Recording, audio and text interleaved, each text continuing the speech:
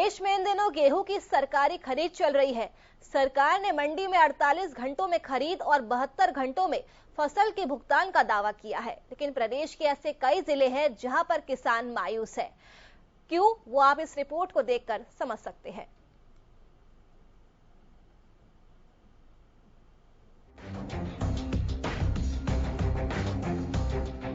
किसान फिर है परेशान, देरी से हो रहा उठान, बिक गई गेहूं की फसल, किसानों को नहीं मिला फल। प्रदेश की 400 से ज्यादा मंडियों में गेहूं की सरकारी खरीद चल रही और अनाज मंडियां गेहूं की बोरियों से भरी है। आप सोच रहे होंगे कि किसानों को खुश होना चाहिए कि उन्हें महीनों बाद उनकी मेहनत का फल मिलेगा, लेकिन किसानों के हिस्से में मेहनत और परेशानियां हमेशा ही बनी रहती। फसल जब तैयार होकर मंडियों में पहुंच चुकी है तो अब उठान में देरी ने किसानों को निराश किया हुआ है।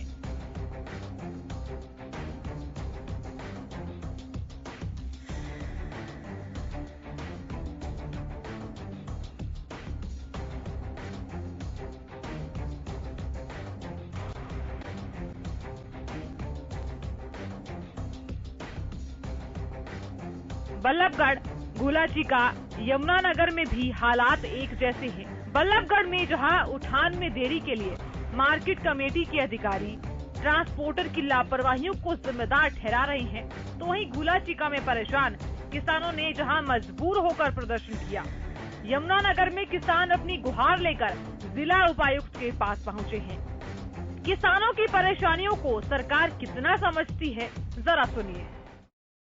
हमारी कोशिश ये है कि 72 घंटे में हो भी रही है, और हमने पोर्टल बनाया है कि जो नहीं हो रही है तो उसको ब्याज देंगे, और जो अधिकारी इस मामले में जिम्मेदार होगा उसके खिलाफ एक्शन लेंगे।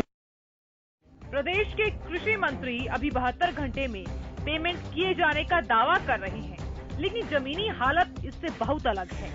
किसान 2 हफ्ते बाद भी महज इंतजार करने को मजबूर है। ऐसे में मंडी प्रशासन पर कई सवाल खड़े होते हैं।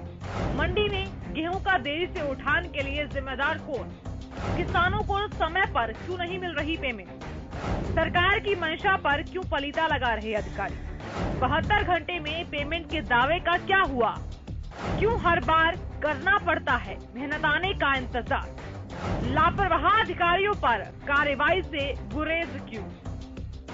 उठान की धीमी रफ्तार नई समस्या नहीं है। हर बार ही किसान आड़ती मंडियों में उठान की शिकायतें करते दिखाई देते हैं, लेकिन हर बार की तरह इस बार भी किसानों की समस्या के प्रशासन से लेकर सरकार तक किसी के पास कोई समाधान नहीं है।